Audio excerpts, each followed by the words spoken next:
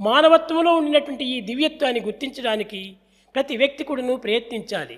And hence every person should make an honest attempt to know divinity. ఇటువంటి ఆధ్యాత్మికత్వాన్ని ఇంతకంటే గొప్ప అయినటువంటి ఒక ఆధ్యాత్మికం మరొకటి లేదు.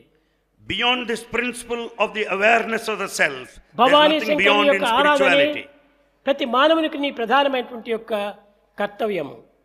To understand the principle of Shankara, the divinity, is the main responsibility of every individual. ప్రతి మానవుని యందు కూడాను ఈ విధమైనటువంటి యొక్క కష్టములు, నష్టములు, సుఖములు, దుఃఖములు ఆవిర్భవిస్తున్నాయంటే ఇవన్నీ కూడాను మనసు నుండి ఆవిర్భవించినటువంటివి.